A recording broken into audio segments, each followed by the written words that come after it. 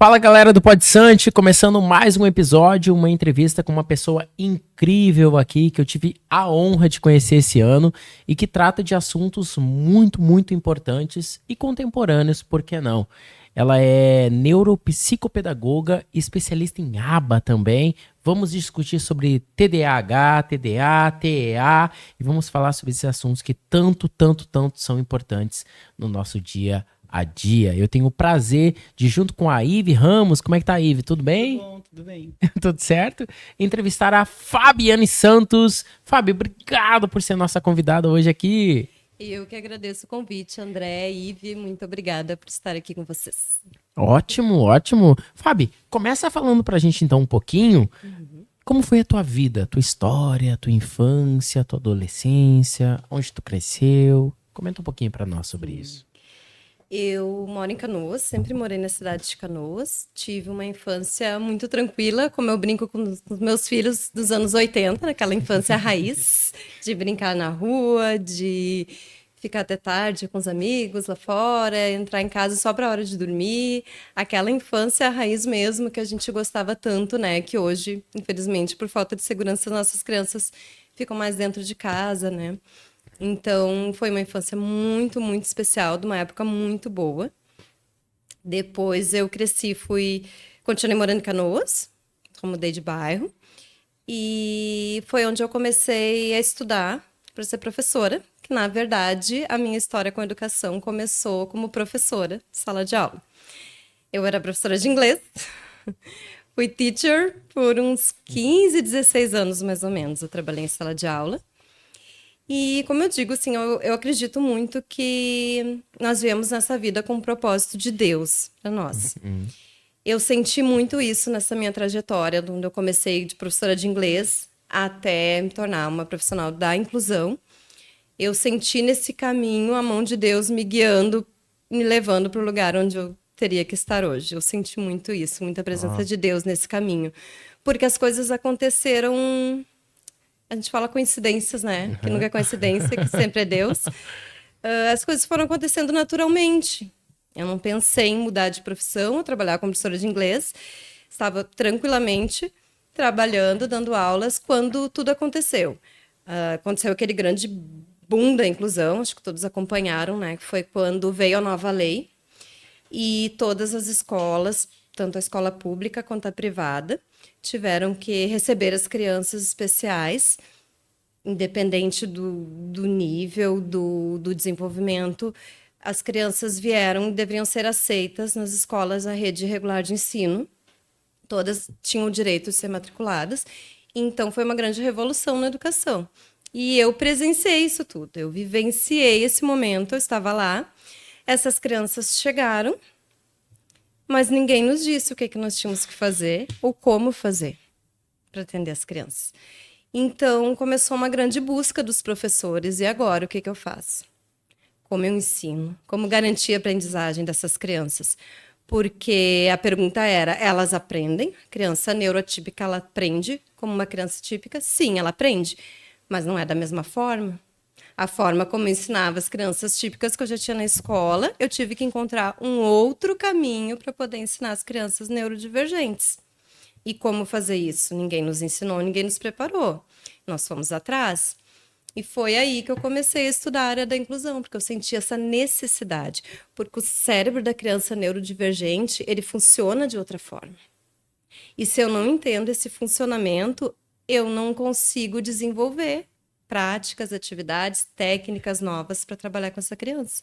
Então, eu senti essa necessidade de ir atrás de estudar como funcionava o cérebro da criança neurodivergente para, a partir daí, conseguir desenvolver as estratégias para trabalhar com elas. E é assim que eu comecei o estudo. Fiz primeiro a neuropsicopedagogia, depois eu fiz uma especialização em educação especial inclusiva. E aí eu fui indo conforme a necessidade, conforme vinha a demanda.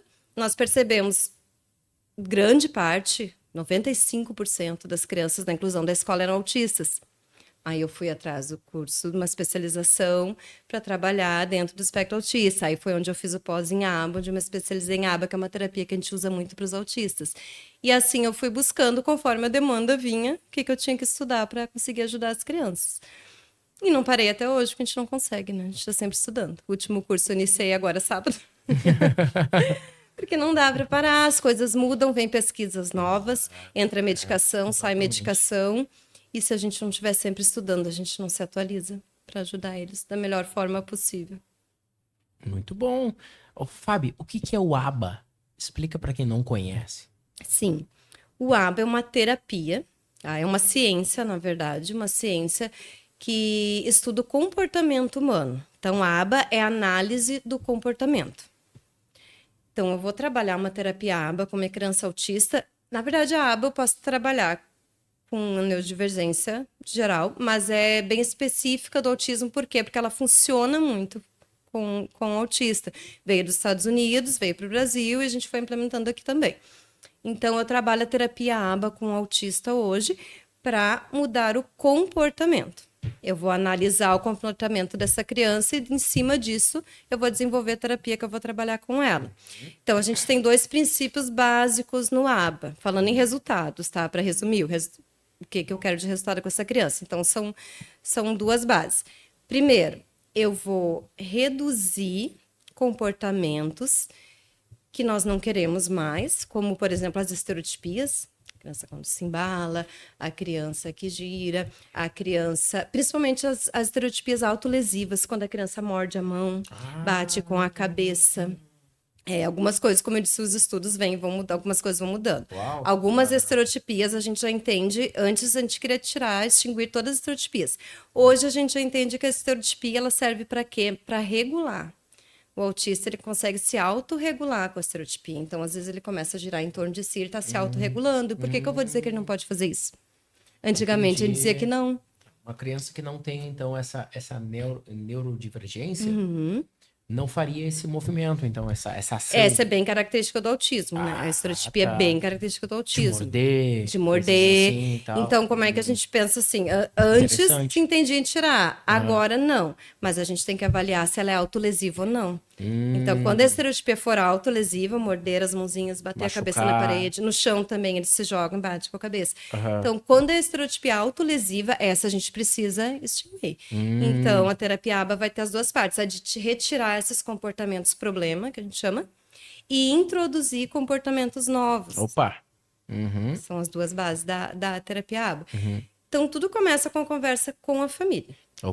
Eu vou conversar com a família, vou entender as dificuldades dessa família. A base da história. O que eles acham mais importante. Eu preciso muito que ele pare de se jogar no chão, bater com a cabeça, porque ele, acontece na rua, shopping, mercado, onde nós vamos. E o que vocês gostariam de incluir? Normalmente são atividades que eles possam se desenvolver no dia a dia, de forma mais, com mais autonomia. Então, a gente vai ensinar atividades do dia a dia, desde se vestir, amarrar um tênis, se alimentar sozinho, higiene, higiene pessoal, como também ir para a rua. Na terapia ABA, a gente não fica só dentro da sala, a gente vai para a rua. Criança que não consegue, por exemplo, entrar num shopping, pelo barulho, pelo movimento, pelas pessoas. Ruído, atrapalha muito, Muito barulho. Nós fazemos a terapia dentro do shopping. Então, a terapia ABA é legal, porque ela não é dentro de uma sala somente. Que legal! A terapia ABA pode ser na pracinha, pode ser na praia, pode ser no shopping. E onde for necessário, a gente vai com a criança trabalhar. Muito legal. Muito legal a terapia ABA. Muito interessante. Tu tem alguma vivência, assim, ô Fábio? Na família? Não, na família não. Tá. O que despertou, então, teu estudo, Foi esse momento ali que eu expliquei quando eu estava, como professora de inglês. E veio essa demanda das crianças. E eu tinha que me especializar para trabalhar. E no meio desse estudo, para ajudar, que a princípio era só para ajudar como que eu daria inglês para as crianças. Mas no meio disso eu me apaixonei loucamente pelas crianças especiais. E eu não consegui mais, eu larguei de vez o inglês e fiquei. E hoje eu só trabalho com as crianças especiais. Nesse caminho que eu fiz essa troca. Mas fala inglês ainda? A gente vai enferrujando, né? A gente larga e vai enferrujando um pouquinho. Mas consigo ir pra Disney, consigo me alimentar, comer de um lanche. Consigo ir pra Disney. Gente, ela consegue... Cara, agora, vamos fazer uma pergunta parênteses aqui, Gê. Vamos lá. O que eu preciso aprender em inglês, tá? Nada a ver com o tema.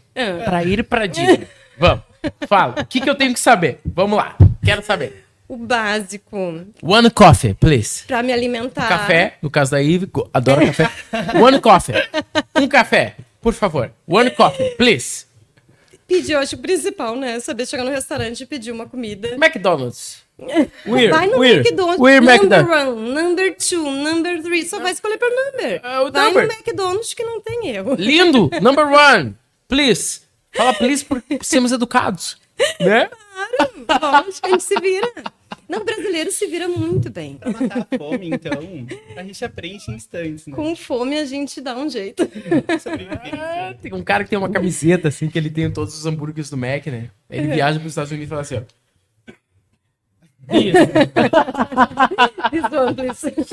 This, please. O brasileiro se vira, com certeza. Ah, maravilha. Ô, Fábio, aí... Eu queria fazer uma pergunta, Fabi, sobre a família, voltando, né? A família também precisa de um acompanhamento, né? Porque esse desequilíbrio da criança muito nasce da base familiar. Então, como é que fica esse acompanhamento para a família, não só para a criança autista, né? Maravilhosa a tua pergunta, Ive, maravilhosa. Eu costumo até dizer assim, por trás de cada criança que nós atendemos, existe uma família. Existe uma família exausta, porque essa criança normalmente ela não dorme, dorme pouquíssimas horas, e a gente não se dá conta muitas vezes se a criança não dorme, o pai e a mãe também não. Quem vê de fora nem sempre se dá conta disso, né? Então, assim, existe uma família exausta, existe uma família insegura, existe uma família que não sai, não convive mais em sociedade, porque não consegue ir num shopping, porque não consegue ir numa festinha de aniversário, acaba se retraindo, ficando mais em casa e se isolando um pouco mais das pessoas. Então, a família, ela chega pra gente com muitas dores, né? E essa família, ela precisa ser acolhida. Essa família precisa ser abraçada de alguma forma e a gente precisa entender. É a primeira coisa, acho que entender o que essa família está passando, entender qual é a principal dor dessa família. Quer ver um exemplo? Ali na terapia ABA, posso dar um exemplo, né, como a gente pode acolher a família. A terapia ABA, ela tem um passo a passo, então começa a trabalhar com a criança. Uma característica do autismo, por exemplo, que todo mundo, né, conhece, a falta do contato visual. Todo mundo fala sobre isso, né? Que o autista não olha nos olhos, não consegue fazer o contato visual. Na terapia ABA, um dos primeiros passos é trabalhar o contato visual. Porque a partir do contato visual eu consigo até que essa criança me compreenda, aprenda mais coisas. Então, a primeira coisa é o contato visual. A gente começa a trabalhar ensinando o contato visual com essa criança, fazendo esse treino, tá? Seria o primeiro passo. Agora, eu recebi uma família exausta, desesperada, com várias questões mais graves, vamos dizer assim. O que eu faço? A primeira entrevista com a família, conversando, eu vou descobrir qual é a maior dor dessa família. Por exemplo, eu tive uma família de uma menininha autista e a mãe disse, o meu maior sofrimento Meu Deus. é o sonho da minha vida, na verdade, seria ouvir ela falar mamãe. Eita, aí pega no peito, né? Aí dói, né? Aí Dói, né, gente? Dói na casa da mamãe. E aí vocês acham que eu fiz o quê? Que eu peguei o passo a passo da terapia ABA, fui lá no primeiro, trabalhar o contato visual. Eu ignorei o passo a passo. Jogou no lixo esse passo a passo. E eu utilizei de todas as técnicas que eu tinha, que eu já tinha estudado, tudo que eu sabia. Eu foquei para aquela criança falar mamãe. Meu Deus. Que loucura! Era a dor daquela mãe, né? Eu fui tentar descobrir a dor dela. A dor dela, Claro. importante para ela seria ouvir aquele mamãe. Então, eu fui trabalhar primeiro isso. Depois que a criança falou mamãe, eu fui trabalhar o contato visual. Porque eu já estava tranquila, claro. a família já estava mais tranquila, eu tinha uma família feliz, uma mãe que ouviu mamãe. Agora eu vou trabalhar o contato visual. Então, nem sempre a gente tem que seguir um passo a passo, seguir um roteiro, mesmo dentro de uma terapia que tenha, né, esse instrumento, esse passo a passo, quando pode ser muito mais importante acolher a família e descobrir a dor dessa família e trabalhar isso primeiro. Então, a gente tem que ter esse olhar, essa delicadeza com a família. E essa parte familiar, assim, que dica que tu daria, assim, Fábio? Para famílias que tenham crianças atípicas, né? Ou neurodivergentes, né? Isso. Agora, assim, por exemplo, não se desespere, né? O que tu falaria para uma Acho que a pessoa? primeira Por exemplo, coisa- o primeiro diagnóstico, né? Vamos supor, tive um diagnóstico agora, ou uma semana, ou há um mês atrás. Sim. Esse é um momento bem delicado. O primeiro é quando a família começa a perceber, né? E tem algo diferente. Muitas vezes a família já tem um filho e aí já passou por tudo. Então, quando vem o segundo, terceiro filho, enfim... Ah, mas o primeiro já falava com essa idade, já andava, já se comunicava, tem já uma comparação. interagia. E a família acaba normalmente sentindo ali, né? Então, a família vem para fazer a avaliação. A gente faz a avaliação, eu faço toda a avaliação da criança e levanto uma hipótese diagnóstica. Esse é o meu trabalho com a neuropsicopedagogia. Eu não dou laudo, não posso fazer isso, quem faz isso é o médico. Então, nós, neuropsicopedagogos, psicopedagogos, a gente levanta uma hipótese diagnóstica e encaminha essa criança para um neuro. Tá? Então, a segunda parte seria a visita ao neuro. E quando essa família volta, então, porque é o neuro que vai bater o martelo, vai dizer é isso aqui mesmo, né? É autismo, não é autismo, é um TDAH. O neuro vai entregar um laudo e essa família volta. Então, esse é um segundo momento ainda desesperador, porque a família recém recebeu aquela notícia, eles não sabem muito bem como lidar ainda com a notícia e nem para onde ir. Eles estão perdidos. A gente pega muitas famílias perdidas. Acho que esse seria o principal, guiar essa família, dar um norte. E então eu indico muito assim as famílias que elas procurem os profissionais, né? Um profissional, os técnicos que vão trabalhar com essa criança, que sejam de confiança, né? As pessoas hoje têm muito costume de avaliar o currículo de um médico, né? Vai procurar um neuropediatra, vai procurar um psicólogo. As pessoas olham o currículo. Aí olha lá, tem um monte de graduação, de pós, maravilha, ok? A gente tem que fazer, a gente tem que estudar, tá? Mas eu sempre digo assim, vamos investigar o ser humano primeiro também, né? Junto com o profissional. Por quê? Porque a gente vê toda essa especialidade, olha quanto ele estudou, é com isso que o meu filho vai ficar. Mas espera aí, que ser humano que ele é? Porque é uma família que está perdida, uma família que está insegura, uma família que está triste. Essa família vai precisar ser acolhida, como a gente falou. E não é todo profissional que acolhe, né? A gente tem profissional e tem o ser humano. Então, eu sempre falo assim para eles, o profissional tá aqui, né? Aquele cara que estudou para chegar lá até onde ele chegou. Aqui tá o ser humano que recebeu princípios, que aprendeu a amar, cuidar, a respeitar as pessoas. Só que esses dois estão assim, né? A gente não separa. Não tem como separar. Tu não puxa o profissional para um lado, o ser humano para o outro. Então, quando ele começar a atender teu filho, ele é um só. Exato, e esse olhar exatamente. ser humano, né? Ele tem que ter também com teu filho. Tu vai ter que saber se ele vai, né, trabalhar esse lado também, como é que ele é como pessoa.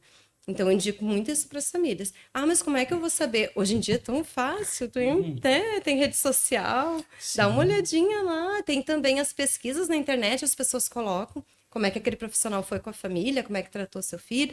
Tem formas de investigar hoje em dia, né? A gente tem. Então, não vamos olhar só aquele currículo, ver um monte de pós e dizer que é o melhor profissional para o meu filho. Investiga um pouquinho também o ser humano, porque é um tratamento de anos. É um acompanhamento, às vezes, da vida toda. Então, a gente precisa de um profissional de confiança, que a gente vai confiar. E no momento que a família acha os profissionais certos, que ela confia, aí ela fica tranquila, ela fica segura e tudo flui mais fácil. Pra tudo também, né, Fábio? Pra tudo. Na escola, na faculdade, até no curso de música, né? Sim. Tem que confiar, eu acho, né, no profissional que tá ali à frente, que tá lidando, né, com a tua filha, com o teu filho, né? Claro, e tudo depende muito também dos teus princípios, claro, para te encaixar ou não, né? Com aquela pessoa, por exemplo, eu perguntaria para um médico, porque vai cuidar do meu filho por muitos Claro. anos, eu perguntaria: desculpa, doutor, deixa eu fazer uma pergunta. O senhor acredita em Deus? Sim. Se ele me disser não, eu sou ateu. Ok, a gente respeita a opinião de todas as pessoas. Sim, Eu sim, respeito sim. muito a opinião do senhor, mas o senhor não vai cuidar do meu filho? É, sim. Porque eu tenho Deus acima de tudo na minha vida. O princípio de vida para mim é Deus. Deus está comigo sempre. Eu tenho costume, antes dos meus atendimentos, sempre fazer uma oração, pedindo, né? Eu não falo em religião. Acredito que vocês que trabalham que nem eu com o público, eu não costumo falar em religião. É religião política e cristianismo, futebol. Religião, política, futebol. Então, porque a gente atende muitas famílias, diversas religiões, sim, né? Então, eu não costumo falar em religião, mas eu falo em Deus, em espiritualidade. Então, antes dos atendimentos, eu faço uma oração, né? Me conecto com a espiritualidade, peço para Deus estar me auxiliando, que eu possa fazer o melhor para aquela criança, para aquela família que vai passar por mim naquele dia. Então, se eu tenho esse princípio, Se eu trabalho sempre assim com Deus na minha vida, eu vou gostar que o médico do meu filho também acredite em Deus, Partilhe, me né? fale em Deus. Então a gente Compartilhe, não né? custa a gente saber, né, o que o profissional acredita, os mesmos princípios que a gente ajuda muito, com certeza. Compartilhar, né, dos mesmos valores, né? Sim, isso É mesmo. muito importante, né, para escolher, né, o profissional que vai ser mais adequado, vamos dizer assim, né, a Sim. demanda que tu tem, né? E fica Mas, mais tranquilo para a família. pá, muito mais, né, mais menos cansativo, vamos dizer assim. Sim, Ah, sim. É alguém segurando a tua mão, que é o que tu precisa, exato. que é te ajudando durante aquela caminhada. Agora tu falou bastante, Fábio, sobre espiritualidade, Deus, né? Como é que é a tua relação com a fé, com a crença, assim? Tu tens uma crença, não tem? Como é que funciona isso? Sim, eu tenho minha religião, como tu não costumo falar da religião, mas a minha fé, a minha crença em Deus, na espiritualidade, com certeza é o que me guia. Como eu expliquei, né, no início da caminhada, eu senti muito Deus me direcionando, porque eu sei que onde eu tô hoje, é onde eu devia estar, meu propósito de vida, com certeza, porque tudo foi acontecendo naturalmente. Eu não planejei e de repente as crianças especiais apareceram na minha vida, eu me apaixonei, eu não consegui mais desviar da rota. Foquei, larguei tudo e foquei só nessas crianças. Eu não consigo não ver isso como um propósito de Deus na minha vida. Não consigo ver diferente. Então, essa força que a espiritualidade tem na minha vida, a fé, para mim é tudo. Deus é tudo. Mas tem uma denominação, assim? Você é cristã, você é espírita? Eu me criei na religião católica, Uhum, cristã católica. Depois eu me tornei espírita. Hoje eu frequento a religião espírita. uhum. E que na verdade não muda a base, né? Porque se a gente pensar quem separou as religiões foi o homem, não foi Deus. Né? Então por isso que eu sempre pego mais para esse lado de Deus, da espiritualidade, do que da religião. Porque nós começamos a estudar dentro de uma religião e nós vamos encontrando os mesmos caminhos, né? Onde que a religião espírita me levou? No mesmo lugar que a católica. Acreditar em Jesus Cristo, em Deus. Então, são caminhos diferentes que nos levam a Deus. Na verdade, o homem que fez essa separação e criando as religiões. Mas são caminhos diferentes que levam a Deus. Então, para mim tá tudo certo. E hoje tu frequenta uma casa espírita? Alguma vez? Sim, frequento. Tá. E como é que funciona isso? Assim, é uma vez por semana? Isso, no meu caso eu trabalho, né? Na casa uma vez por semana. Eu sou reikiana, eu trabalho com reiki. Trabalho com reiki. Trabalho com energia reiki. E nós desenvolvemos esse trabalho de forma voluntária, né? Totalmente voluntária, no Centro Espírita, atendendo as pessoas. Elas consultam, elas passam por uma consulta, onde são indicados alguns tratamentos. Né? Então, as pessoas que precisam do reiki são encaminhadas para nós. Os reikianos trabalham nas terças-feiras. E é maravilhoso, é outro trabalho que me satisfaz muito. Com certeza também foi Deus que me direcionou, sem dúvida. Todo o caminho que a gente trilha, né? A gente tem a direção de Deus, né? Sim, com certeza. E é energia... Na verdade, o reiki, ele não está associado à religião. Uhum. O reiki não está associado. O reiki, ele é uma filosofia e é um trabalho de energia, tanto que agora os hospitais, né, estão recebendo o reiki. Os reikianos estão entrando, já tem vários hospitais onde os reikianos já trabalham, fazendo terapia reiki. Postos de saúde em Canoas, nós temos postos de saúde onde já existe o tratamento com energia reiki. Então, ele não está ligado a uma religião. Nós utilizamos o tratamento reiki dentro do centro espírita, mas ele não está ligado a uma religião. Por isso que ele está nos hospitais, nos postos, ele é bem aceito, o reiki é aceito em todos os lugares. Que maravilha. Ótimo, Muito legal. ótimo. Agora, falando de família, né, Fábio? Como é que tu conduz isso, né? Sendo mulher, sendo mãe, sendo empreendedora, sendo... fica difícil, aí, né? Como que tu consegue... Eu vou até tomar um golinho d'água. Toma. Como que tu consegue conciliar, né, Fábio? Essa dinâmica, né? Essa troca e Então. essa conversa que rola entre ser mãe... Primeiro, ser mulher, né? Com todos os cuidados de cabelos. Mas tá bom hoje, né? Tá lindo, tá lindo. Mas como que tu conversa, né? Com esses cuidados de cabelo, né? Filha, filhos, marido, empresa, negócios. Eu acho que para muitas mulheres que nos escutam, né? Ou vão escutar, vai ser muito importante o teu conselho de o que tu faz, assim, como que eu poderia melhorar, né? A minha conciliação entre uma coisa e outra, né? Como que eu poderia melhorar, assim, otimizar Se tivesse a uma minha vida? receita. Mas você tem conseguido, né? Eu penso assim, como mudou de geração em geração, como foi aumentando a demanda das mulheres, né? Se a gente comparar as gerações. O tempo da minha avó, das nossas avós, elas só precisavam cuidar da casa e da família. Só, não digo só sendo pouco, só pra gente comparar. Casa e família, minha avó. Aí foi pra geração da minha mãe. A minha mãe continuou fazendo o que a minha avó fazia, cuidando da casa, da família, mas ela foi trabalhar fora. Ela precisava ajudar meu pai, ela já pegou uma geração que trabalhava. E a nossa geração? Ainda faço o que a minha avó fazia, casa, família. Faço o que a minha mãe fez, fui trabalhar fora. Só que agora, na minha geração, não foi tão simples ir trabalhar fora. Eu precisei estudar, que a minha mãe não fez. Então, eu fiz uma graduação, fiz várias pós, como a gente conversou antes, não parei de estudar até hoje. Porque se a gente parar, a gente não se coloca bem no mercado de trabalho. Olha as demandas aumentando de geração em geração. Tu acha que tem que estar na tua área sempre se atualizando? Por que não se coloca bem no mercado de trabalho? Sempre se atualizando. E isso, eu sinto essa exigência, não sei se mais para a mulher, vocês podem me corrigir, não sei. Mas a mulher tem sido mais exigida também, profissionalmente. E nós precisamos estar sempre estudando, sempre atualizando. E as coisas vão mudando, como a gente falou antes também. Nas pesquisas, graças a Deus, os médicos estão aí pesquisando, estudando. Mês passado, eu estive no Congresso Gaúcho, TDAH e TEA. Meu Deus, eu fiquei impressionada com tudo que nós escutamos lá, com as novas pesquisas, o que já descobriram de uns anos para cá, com estudos novos, tudo que já se descobriu, às vezes medicação que se usava muito, essa que a gente já não usa mais. Opa! Agora entrou essa. Eu não mexo com medicação, né? Só o médico, só o neuro ou psiquiatra, mas eu preciso entender de todas elas, porque eu estou trabalhando com as crianças. No momento que eu estou atendendo uma criança, eu sei como ela está se comportando, se é em função da medicação, assim como eu sei exatamente se ela não usou medicação naquele dia ou se ela usou. Então, Como?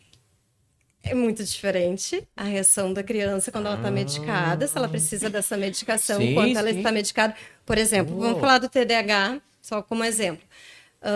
Nós temos uma medicação popularmente conhecida como a Ritalina. A Ritalina, ela tem dois tipos que nós usamos. Tem a Ritalina de curto prazo, que ela dura 4 horas, e tem a Ritalina que dura 24 horas.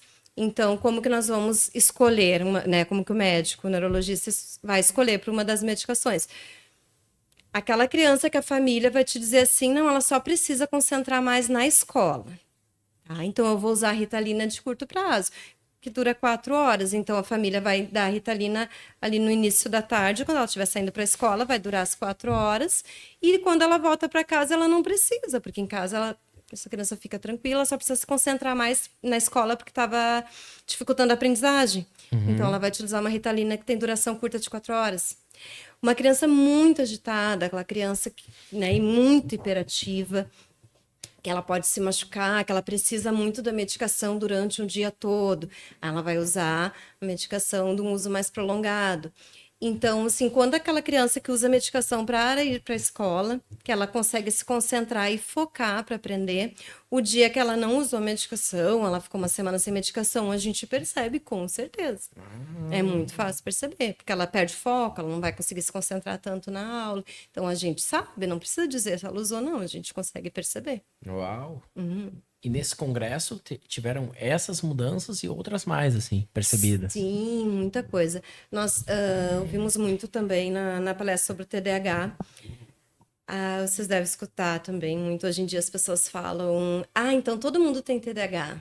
Porque o TDAH é o que a gente fala muito da falta de foco, da falta de concentração. De atenção. E quem é que não esquece alguma coisa? Onde é que eu larguei minha chave? Ou com óculos aqui na cabeça, onde é que tá o meu óculos? Será que eu fechei a porta ou não? A gente volta para ver, né? Então, a gente escuta muito assim, mas isso é TDAH, eu também tenho. Mas então todo mundo tem TDAH. E começou a popularizar essa questão do TDAH, mas então todo mundo tem TDAH. Na verdade, é a falta de estudo, né, que faz a gente falar isso, porque o TDAH, ele não é só a falta de concentração, a falta de foco, esquecimento, né, ele é bem mais amplo. Então, se a gente não tem o estudo, a gente não se aprofundou, né, realmente no que é o transtorno do TDAH, e a gente fala assim popularmente, então todo mundo tem TDAH. Mas o que acontece hoje em dia? A gente está falando da demanda, né, que aumenta. Não é só para as mulheres, a gente falou no caso das mulheres, mas a gente sabe que para todo mundo a vida está mais corrida. Todos estão tentando dar conta dessa demanda toda de estudar, de trabalhar, estudar e cuidar dos filhos e tudo ao mesmo tempo. A gente sabe que para os homens também não vamos falar deles também, não é? Sim, tadinhos, eles também estão com essa demanda aumentada. Cadê o Não marido? é só nós. Cadê? Então, o que acontece? O nosso cérebro ele não foi preparado para fazer tudo isso ao mesmo tempo. Então, a gente está tentando lidar com essa vida moderna. Em meio a tudo isso, a gente está tentando, mas a gente está surtando ao mesmo tempo. Então, assim, a gente esquece, a gente perde coisas, a gente não consegue chegar, por exemplo, tem um dia todo super agitado, tentando dar conta de tudo durante todo o dia, tu chega de noite na faculdade, lá na tua aula online, tu vai tentar te concentrar na aula, tu não vai conseguir. Mas é pela demanda da vida moderna. Não tem como o ser humano, o cérebro não foi feito para isso, para 10 mil coisas ao mesmo tempo, no mesmo dia, não foi. Então, a gente tenta dar conta de tudo, e nesse tentar dar conta de tudo, a gente tem falhas humanas, o cérebro falha, e a gente acaba tendo esquecimento, acaba distraindo muito fácil, e aí a gente confunde com TDAH e diz, mas então eu também tenho TDAH. Então, todo mundo tem TDAH. É a vida moderna, a vida agitada moderna que faz tudo isso com a gente. Então, assim, você tem desconfiança de ter um transtorno de déficit de atenção, procura uma avaliação, procura um neuro, mas acontece muito, sim, pela demanda da vida moderna e a gente confundir as coisas e achar que é TDAH, e não é. E qual a diferença entre TDA e TDAH? O H é de hiperatividade. TDAH é transtorno do déficit de atenção. Quando você coloca o H, transtorno do déficit de atenção com hiperatividade. Nós temos muitas crianças. Eu falo crianças porque é mais meu público, né? Tem adultos também. Mas a gente tem muitas crianças que são só TDAH, porque elas não são hiperativas. E como eu falei antes, a gente só conhece o TDAH como desatenção e hiperatividade. Tem outras questões. Então, assim, a criança ela pode ser desatenta, ter todas as questões do TDAH, mas ela não ser hiperativa. Ela pode ser uma criança tranquila. Então, isso também, antigamente ia muito laudo completo, TDAH. Agora, os laudos já estão vindo, né? Já se corrigiu essa questão, porque se a criança não é hiperativa, porque é o H. Então, a gente já não coloca mais TDA quando é o transtorno do déficit de atenção, mas a criança não tem a hiperatividade. Muito bom. Eu vejo hoje, Fábio, no tratamento que a gente tem dois caminhos que andam juntos, né? Que é a medicação e a terapia. E a terapia eu vejo como algo que tá mais do que 50%, porque na parte da medicação, tu vai ter o que ali? Uma renovação da tua receita, né? O ajuste da tua medicação. Enquanto a terapia, tu vai ter muito mais contato, né? Muito mais, como é que eu posso dizer? Um resultado Exato. melhor. O que acontece aí na diferença entre a medicação e a terapia? Os pais, normalmente a família, quando ela chega para avaliação, que eu nem caminhei para o neuro ainda, a família chega para avaliação, o medo dessa família normalmente é a medicação. Porque é uma coisa que as famílias querem muito evitar. Então, elas já chegam com esse preconceito, não sei se eu digo assim, preconceito ou medo da medicação. E aí a gente já tem que tranquilizar a família já nessa chegada, assim, vamos avaliar primeiro, depois vai para o neuro, de repente a gente não chega na medicação, e realmente não são todos os casos que chegam na medicação. Então a gente já acalma a família aí, porque realmente a família já chega muito preocupada com essa parte da medicação. Aí depois da avaliação, depois do laudo do neuro, realmente essa criança voltou com laudo de TDAH, vamos supor. E o neuro pediu para incluir medicação. Mesmo assim, tem famílias mais resistentes que não querem, vão optar por não utilizar a medicação. Tá? É uma opção da família? É. Então, o que a gente oferece? A gente tem as terapias. A gente pode trabalhar os dois juntos, medicação com a terapia, como nós podemos trabalhar só na linha das terapias. E muitas famílias já, né, conseguem seguir essa linha só da terapia e conseguir os resultados e ficar muito satisfeitas com a linha da terapia. O que é o caso da medicação mais? Eu não sou a favor nem contra a medicação, tá? Só que a gente explica sempre para a família que é a necessidade. A gente avalia a necessidade. Porque, principalmente na questão do TDAH, acontece muitas vezes da criança não conseguir concretizar a aprendizagem. Então, o teu filho não vai passar para o 2º ano, até o 3º, né, a criança passa. Chega ali no 4º, 5º ano, começa a repetir. A criança não consegue avançar. Então, a gente tem que medir as coisas, né? Balançar. Eu não sou a favor da medicação, ok. Mas se o meu filho não está evoluindo, se ele não vai concluir a fase escolar, opa, então vamos entrar com a medicação, porque vai ser bom para ele. Então, a gente tem que avaliar sempre isso. Não é nem ser contra, nem ser a favor da medicação. Porque tem muito esse debate, né? Às já chegam perguntando se o profissional é contra ou a favor da medicação. Não é ser contra ou ser a favor. Eu acho que é uma balança de você pesar o que vai ser mais importante para aquela criança depois da avaliação. Ela precisa mesmo, vai ser importante para ela conseguir a aprendizagem? Ok, então vamos entrar com a medicação. Com as terapias junto. E funciona tudo certo. Os pais precisam também de uma alfabetização, né? Porque senão as crianças que acabam sendo no prejuízo, né? Ou os próprios adultos saem no prejuízo com esse receio ali da medicação, né? Sim. É bem difícil, essa parte é bem delicada, a gente conversa, a gente explica. Como eu não entro nesse momento de decidir a medicação, né, com neuro, então eu faço essa primeira parte de explicar, vamos lá, vamos avaliar primeiro, vamos no médico. Mas com certeza a conversa é mais difícil a parte dos pais, Sim. né, do que das crianças, com certeza. A criança é mais aquela parte da adaptação. Nem sempre uma medicação vai servir para todas as crianças que têm TDAH, assim como o autismo. Não é a mesma medicação que serve para todas as crianças. Na verdade, como para nós. Pode me indicar um remédio que para ti é maravilhoso para dor de cabeça, para mim não vai ser. Então, com as crianças neurodivergentes é a mesma situação. A gente vai ter uma medicação que vai servir para uma criança e daqui a pouco para outra não vai ser a mesma. E o que os pais se pegam muito que é na questão dos efeitos colaterais. E até no caso dos efeitos colaterais, às vezes a medicação que a gente vai entregar para uma criança vai ter um efeito colateral indesejado e para outra criança não tem. Então, isso é a importância do bom médico, neuropediatra, que indicou o remédio. Um bom médico, isso nós ouvimos no congresso, um bom neuropediatra, quando ele indica uma medicação para a criança, ele pede para a família retornar em 2 semanas. 2, não é meses, é em 2 semanas. Porque ele quer ver como é que essa criança reagiu a essa medicação nas primeiras 2 semanas. Então, dependendo de qual que a família passar, ele segue ou troca. Como a gente falou, pode ser dado muito bem com o amiguinho, mas com ele não vai dar. Com ele vai ter efeitos colaterais, com o outro não teve. Então, é esse cuidado do médico que receitou a medicação, né, de fazer esse acompanhamento com a família, não soltar a mão da família por um bom tempo, até ver como que essa medicação está se ajustando com essa criança. Mas por que 2 semanas? Tem como avaliar em 2 semanas, assim? Sim, principalmente por efeitos colaterais, né? Com certeza. Tem um porquê, então. Sim, tem sim. A criança vai reagir diferente a diferentes medicações, assim como de criança para criança. Então, tem que ser avaliado em curtos prazos primeiro. Ok, passou de 2 semanas, foi reavaliada aquela medicação, tá tudo certo, fez uma alteração, agora tá tudo certo. A próxima avaliação vai ser daqui a 3 meses. Agora tá tudo ok, a próxima vai ser daqui a 6 meses.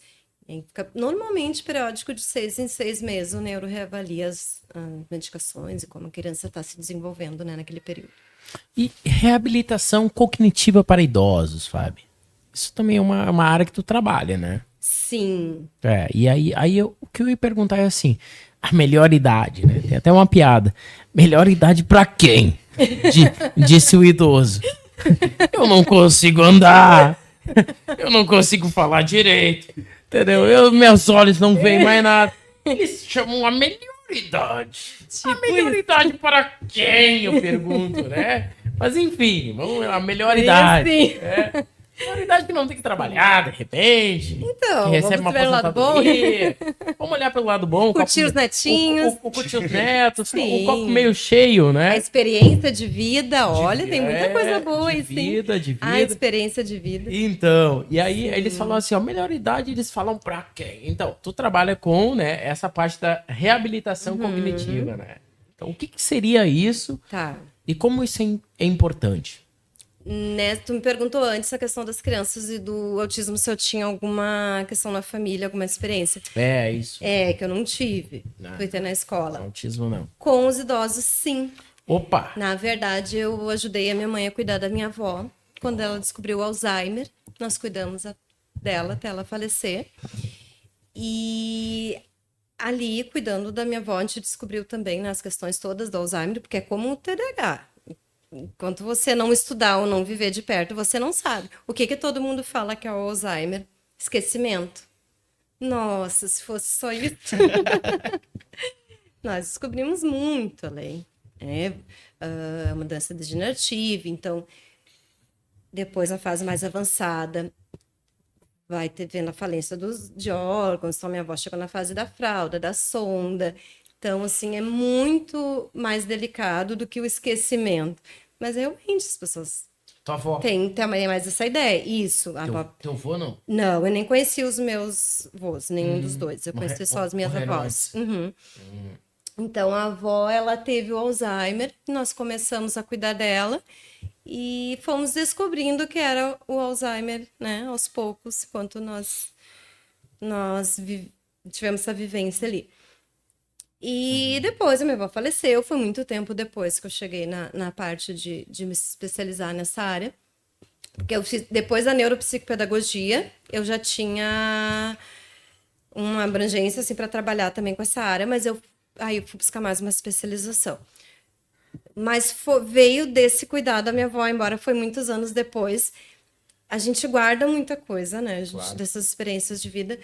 E não tem como não ficar aquela sensação assim, eu não fiz tudo por ela, tudo que eu podia. Fica, né? A gente cuidou, a gente fez tudo que estava ao nosso alcance. Mas na época não tinha nem a neuropsicopedagogia. Ainda trabalhava como professora de inglês. Então eu não tinha esse conhecimento. A minha mãe teve isso. Tua mãe Ter também. feito mais, né? Cuidou da A minha gente avó fica, até né? o final.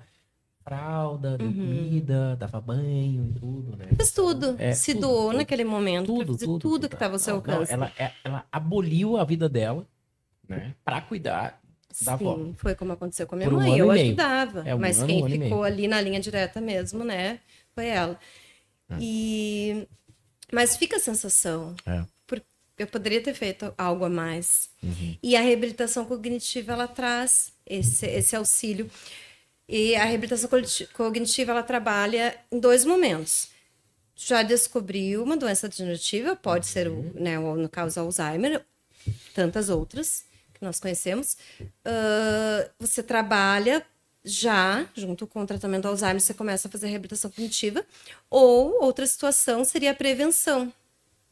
Muitas famílias gostam de começar já antes, né, a prevenir um declínio do esquecimento. Na verdade, já começou, né? O idoso já esqueceu uma coisinha aqui, esqueceu outra ali.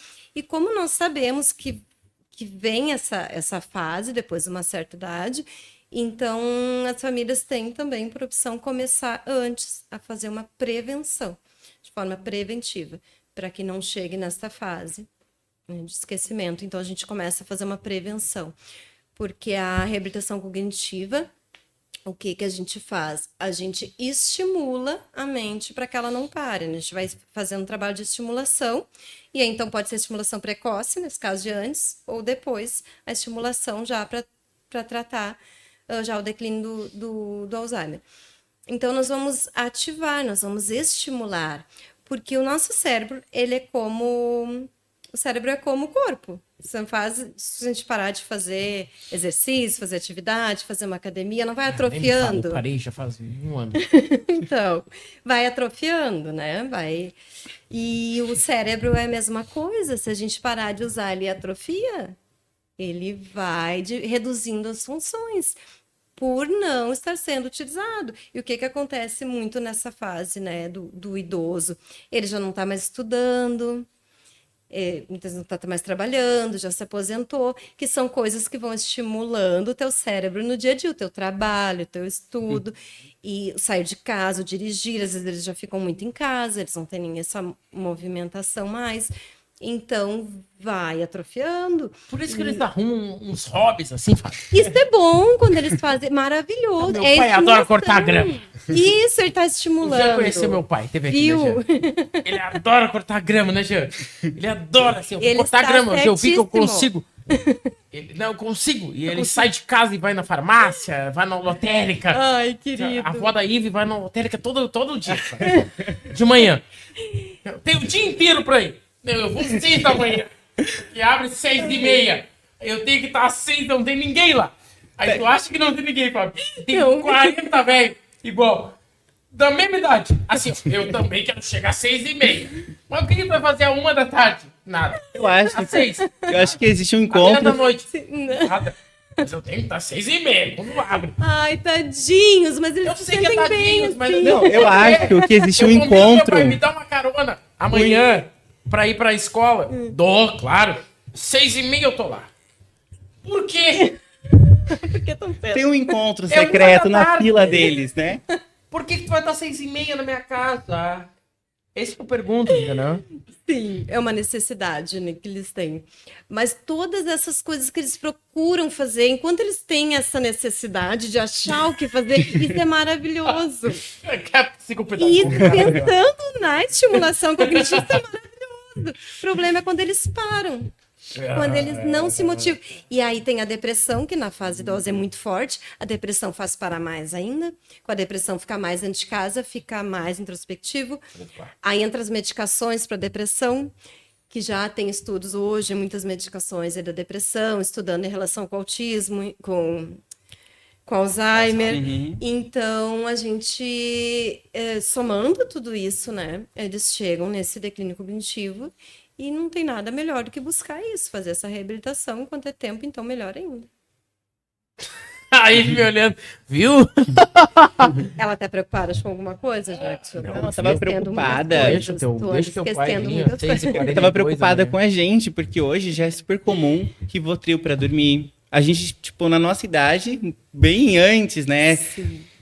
Da idade que dos idosos que a gente tá conversando, tipo, já faz uso dessas medicações que colaboram ali no falecimento dos neurônios, que é o que Claro. ocorre no caso do Alzheimer. Isso. Então a gente já tá se medicando pra dormir, se medicando pra acordar. Uma coisa que a galera idosa de agora não fazia. E tá tendo esse declínio cognitivo. Então, e quando chegar a gente? Né? Como é que vai estar Ai, que medo. a nossa cognição? Isso. Que medo! É, exatamente. E como tu falou agora, eles não faziam. A gente estava falando da mudança das gerações, né? E como a vida moderna hoje está nos enlouquecendo de alguma forma, essa aceleração da vida moderna. O que acontecia lá em outras gerações na hora de dormir? Tinha luz, tinha celular para reduzir a tua produção de melatonina, não tinha. Todas, né, as luzes se apagavam, apaga a vela, lampião. 6h30 da noite Não já- tem luz para te despertar no final do dia. E hoje as pessoas vão para a cama com o celular e ficam ativando no celular. Né, Jean? E depois vai vir o sono da onde. Então, essas mudanças da vida moderna também fazem com que a gente use mais medicação hoje em dia, especialmente para dormir. Aí eu tenho 2 perguntas, tá? A penúltima que eu farei pra ti, Fabi. Telas. O problema. detox digital, tá? Sim. Que o Curi fala muito sobre, trouxe um livro, né? Falei com a Sara, que é minha entrevistada da semana passada, sobre. Sim. Maravilhoso esse livro da intoxicação digital, né? Qual que é a tua opinião sobre telas? Assim, todo psiquiatra, né, psicopedagogo recomenda que até 4, 5 anos de idade, zero tela. Zero. Sim. A gente vê crianças com 4, 5 anos de idade jogando joguinho, baixando, tendo acesso à tela 20 quase quando quer. Até antes. Antes até, mas assim, O Roblox. Roblox, né? Eu tô sendo generoso. 5 anos de idade, começando a ter. Tá bem legal. Eu tô Tá bem legal. tô porque o muito problema generoso. Tá bem antes. Muito antes. E assim, a gente teve mães aqui, eu tive mães aqui que disseram, eu não tenho condição. Não tenho. Eu fico com a criança, não tenho condição de educar, de estar 24 horas, de estar ali, eu não tenho. Eu tenho que dar a tela para poder cozinhar, para poder viver. Então a gente também tem os dois panoramas, né? Mas agora assim, ó, que faz mal, né? Que deteriora os neurônios, o cérebro, agora de uma especialista, de alguém que estudou nisso, é fato que é. Sim. Que conselho que tu daria? Qual a tua opinião sobre telas para crianças antes de 5 anos de idade? A minha, eu já vou dizer, contra total. Não tem que dar celular, tablet, não tem que dar. Eu que eu ia Trabalho dizer. de parto não é só na maternidade. Tu teve um trabalho de Exatamente. parto na maternidade, adivinha, tu vai ter que ter trabalho de parto criando essa criança. Então mantenha-se criando essa criança. Vai dar muito trabalho. Mantenha-se. Arrume uma maneira, uma forma. Arrume um jeito. É a minha opinião. Agora, muita gente delega, transfere. Terceiriza. É a palavra perfeita Terceiriza. para o telefone, para o tablet, para a TV, para a Netflix, para a Amazon, para mil aplicativos É que mais tem. fácil. É muito mais fácil, mais tranquilo. Eu faço as minhas funções e a criança cresce ali. Agora, o que a tela deteriora no cérebro da criança, se tivessem acesso aos estudos, Fábio, que tu tem, e eu... tipo, Não pouquinho fariam. tempo- Não, depois que a gente começa Não, a vocês estudar. não têm noção. assustador, é Tu estudar o assustador. funcionamento Vocês do não têm cérebro, noção como do eu disse antes, funcionamento tu do já não cérebro. faz, Essa tu criança já não nasce utiliza. ansiosa. Ela nasce com necessidade de recompensa, com síndrome do pensamento acelerado. Pelo amor de Deus, vocês estão matando a criança. Agora, a tua opinião, que é minha opinião. Eu preciso dizer mais alguma coisa pra essa aula Desculpa, de é que eu tela. costumo ser incisivo no que eu falo, daí eu não deixo espaço pra Tu deu uma aula maravilhosa. mas Exatamente isso. E não tem o que se discutir. É como tu disser isso, não tem discussão. Mas é que tudo é certificado. Tu pode falar e eles vão aceitar. Mas eu vou assinar embaixo Tá, tudo que tu diz. pode falar, pode falar. Realmente, não tem discussão. A criança tu foi muito legal ainda dizer que é com 5 anos, porque a criança está no colo da mãe com 2 aninhos utilizando o celular. Meu Deus. E declaro que depois que a gente estuda, isso fica mais grave. E lá em casa, quem é a chata? Eu, óbvio. O pai estudou outra área, ele da matemática, ele da engenharia. A chata sou eu que estudei o cérebro da criança. Então sou eu que dou o limite, né? Eu que dou o limite de horário. Eu que digo quando é que vai largar. A chata sou eu. A terrorista do tablet, da tela lá em casa, sou eu. Quem mandou estudar na área? Eu sou a mãe bruxa que diz, não vai olhar esse horário. Deu, já terminou. E realmente as crianças estão começando muito cedo. Essa questão do acelerado, né? Quando se deixa a criança muito acelerada, a hiperatividade. Aí, mais um exemplo que eu falei antes do TDAH, por exemplo, que a gente. Ah, mas o meu filho também tem TDAH e às vezes nem é. Muitas crianças chegam para fazer, né, uma avaliação. Certeza a família tem que a criança tem hiperatividade. A criança não tem. É resultado da tela, esse agito. Hoje se fala muito dos vídeos curtos, como é que fala? Rios. Eu nem vejo aqui, Não, mas shorts, eu brigo os com as reels, crianças, as shorts. trends, aqueles- né, tem, eu né? brigo porque 30 esse, segundos, 25 o segundos. estudo está mais em cima disso hoje, porque esses vídeos curtinhos e acelerados, o que que ele faz que prejudica o cérebro? A gente já aprendeu, agora vamos falar mais além, assim, a sensação, que é tudo muito fácil, muito rápido. Tu passou o teu dedinho, tu já tá no outro, já tá no outro. A Quando recompensa, tu né? larga A o dopamina. celular... O a estímulo, dopamina, né? o estímulo. É muito estímulo, as cores, Mas e quando a criança o larga? áudio. Aí tu vai pra vida real, Aí que o nada é aí o fácil mundo como real passar o não é dedinho. tão legal. Uma planta não é tão divertida. Quando é que Perdeu essa a planta graça. vai correr? A planta não corre. Planta não canta. E além de perder a graça, o que que acontece? O que que eu faço agora? A frustração. A criança não sabe se frustrar porque não tem erro ali. Passou o dedo, tu consegue o que tu quer. Se ela já Não tem alcançou erro. aquilo ali, se ela já sentiu Não tem aquilo como ali. errar. E aí vai na vida real, essa criança erra. Essa E criança aí? falha, essa criança perde alguma coisa, não sabe se frustrar. Rejeição. E aí outro grande problema, que Depressão. vai se tornar um adulto frustrado, já chega na fase adulta com depressão, com crise de ansiedade, hiperatividade, várias outras coisas, a gente tem um conjunto todo. E essa criança tem, né, uma neurodivergência. Não, essa criança usou tela demais. Tela demais. Não tem como fugir disso, infelizmente. É chato a gente falar, mas não tem como fugir disso. Não é chato. Acho que a gente entende o lado da mãe, né, Ive? Da mãe e do pai que precisa, às Claro. vezes. Mas também, mesmo precisando, há uma dosagem. Isso, eu queria dizer agora também da questão de que a criança, os nossos filhos já se criaram em meio a essa era tecnológica agora. Eu vou dizer, vocês não vão ter acesso a um tablet, celular, isso realmente eu não gosto. desnecessário. Eu vejo criança antes de 10 anos já tem celular. Meu Deus, pra quê? Antes Vai de ligar 10 pra quem? anos tem um celular. Vai ligar pra quem? E é um número gigantesco. Faz uma pesquisa hoje, Ô, criança Fábio, menos de 10 anos é que nem tem minha celular. gatinha, assim, ó. Não corta as unhas dela. É proteção. Proteção do quê? Se eu que cuido ela. Ela não tem que se proteger de nada. Quem protege Não ela tem que sou eu. caçar. Que a Não gente tem que caçar, não tem que matar Né? ninguém. Não tem que se defender de um predador. Então. Pra que tu quer garra? Pra que tu quer unha? Pra me arranhar? Me matar? Não. Então, Tipo isso. É.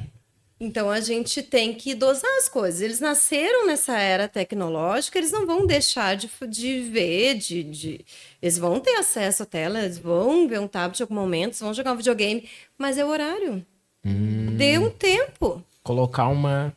Assim, depois de uma idade que eles já estão, né? Por exemplo, os meus agora, já mais de 10 anos, 2 horas é um limite máximo para uma tela. Numa idade que nós estamos falando, agora já é para adolescência. Não, né?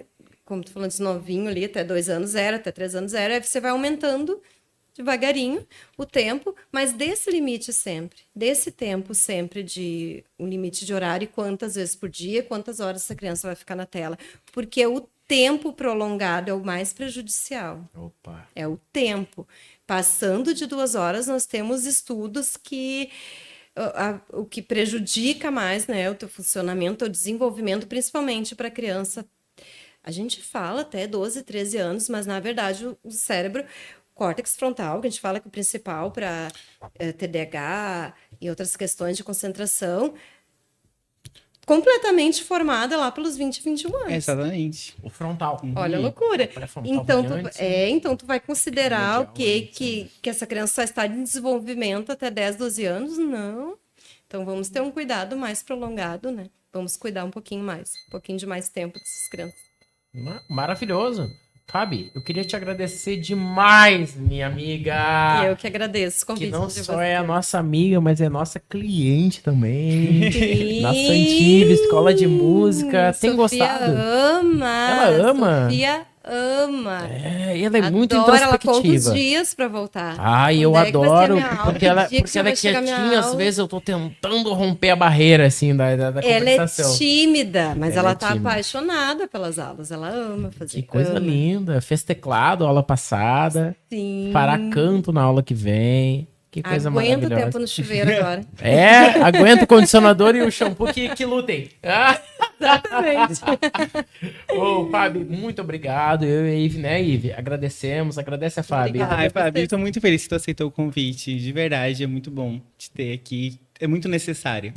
E eu que trabalho. agradeço o convite de vocês, fiquei muito feliz. Obrigado por essa mensagem. Agora, Fábio, eu vou terminar encerrando, né, com uma pergunta que eu faço para todos os convidados e convidadas. Olha, daqui a 100 anos, né, eu sempre repito isso. Nenhum de nós que está aqui estará vivo nessa sala. Nem na triste. Terra. Estaremos Sério mesmo? mortos, tá? E eu queria que tu deixasse uma mensagem do que tu, Fabiane Santos, gostaria que as pessoas dissessem de ti quando tu já não estiver mais aqui. O que tu gostaria que pensassem, que falassem numa roda de conversa, num bar, em uma reunião de Ele família? é profundo? Ele foi profundo Não, agora? dessa vez eu fui a primeira pergunta profunda. Quem me conhece sabe que tu teve sorte. Porque, olha, eu não perguntei quais teus medos, Foi legal, arrependimentos. foi Eu legal. fui Não, legal tá tudo contigo. certo, tá tudo ótimo. Ah, a gente não entra em filosofia hoje, que eu não entrei contigo em nada, porque teu tema é muito, muito, muito precioso. Mas o que tu gostaria que dissessem de ti? Ai, com certeza que reconhecessem que dentro do meu trabalho eu consegui fazer o melhor por alguém. Eu consegui fazer o melhor por uma família que precisava naquele momento, por uma criança, que eu fiz a diferença na vida de alguém. Com certeza, isso para mim é o mais importante de tudo. Maravilha. Legal. Muito Muito obrigado. Fábio, que prazer te ter. Espero Prazer que é meu. voltes quando quiser. Espero que o marido volte, que a filha volte, que todo mundo volte aqui. Obrigadão mesmo pelo teu tempo, pela tua Muito disponibilidade. obrigada, eu que viu? agradeço a vocês. Obrigado, obrigado. Eu e a Ivy vamos encerrando aqui mais um Podsante, mais um episódio. Se você não é inscrito no canal, tá de bobeira, hein? Se inscreve aí pra ajudar a gente. Curte esse vídeo aqui, compartilha com os amigos, familiares, parceiros, pessoas conhecidas, a história pra gente ajudar a Fábia a levar adiante a luta dela, o propósito dela, a pesquisa dela que ajuda tantas e tantas e tantas pessoas. Se você não comentou, comenta aqui também. Eu tenho certeza que a Fábia vai ser muito, muito feliz em responder as suas dúvidas ou perguntas. E até o próximo episódio do Pod Sante na semana que vem. Não é isso, Ivi? Isso aí, nos vemos na próxima segunda. Nos vemos segunda. Beijo. Tchau, tchau. Valeu.